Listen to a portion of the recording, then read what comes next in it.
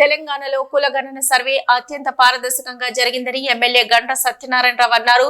భూపాలపల్లి జిల్లా సాయంపేట మండల కేంద్రంలో కాంగ్రెస్ మండల కమిటీ ఆధ్వర్యంలో నిర్వహించిన బీసీ కులగణన, ఎస్సీ వర్గీకరణ అవగాహన ర్యాలీలో పాల్గొన్నారు. ఈ సందర్భంగా ఎమ్మెల్యే మాట్లాడుతూ కులగణన సర్వేను మళ్లీ చేయాలన్న కేటీఆర్ వ్యాఖ్యలను యావత్తు బీసీ సమాజం అస్సలు క్షమించదన్నారు.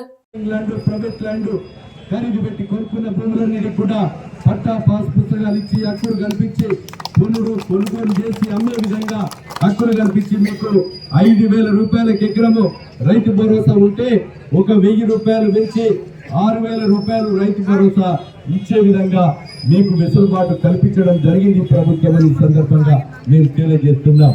సోదరులారా, 10 సంవత్సరాల్లో ఒక్కరికి కూడా రేషన్ కార్డు ఇవ్వలేదు. మేము రేషన్ కార్డు కూడా ఇచ్చిన తర్వాతనే ఎన్నికలకు కాంగ్రెస్ పార్టీ పోతుందని మీకు ఈ సందర్భంగా తెలియజేస్తున్నాం.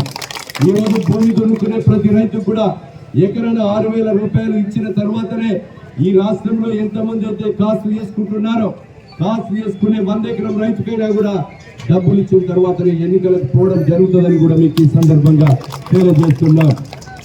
అదేవిధంగా ఈరోజు మనము సన్నధాన్యానికి కూడా మద్దతు ధరకు అదనంగా 500 బోనస్ ఇచ్చాం. ఇంకా 200 కోట్ల రూపాయలు ఈ రాష్ట్రంలో ఇవ్వాలి. అవి కూడా ఈ వారం రోజుల్లో బోనస్ కూడా పూర్తి కావడం వేయడం కూడా జరుగుతుందని కూడా మీకు ఈ సందర్భంగా తెలియజేస్తున్నాం. ఏప్రిల్ మే నుంచి మీకు అదేవిధంగా ఈ రేషన్ బియ్యం అన్ని కూడా బ్లాకులో అమ్ముతున్నారు. ప్రతి రైతుకు రేషన్ కార్డు కూడా సన్న బియ్యం ఇవ్వబోతున్నామని మీకు ఈ సందర్భంగా తెలియజేస్తున్నాం. అదేవిధంగా సోదరులారా, ఈ విషయాలన్నీ ఆలోచన చేసి 96 కులాలతో సంబంధించినటువంటి బీసీ వర్గాలకు ఒక చట్టబద్ధత దేవాలని ఈరోజు గౌరవనీయులు ముఖ్యమంత్రి గారు కేంద్రం మోడీ ఆమోదము తెలపకుండా శాసన మన యొక్క లోకల్ బాడీ ఎంపీ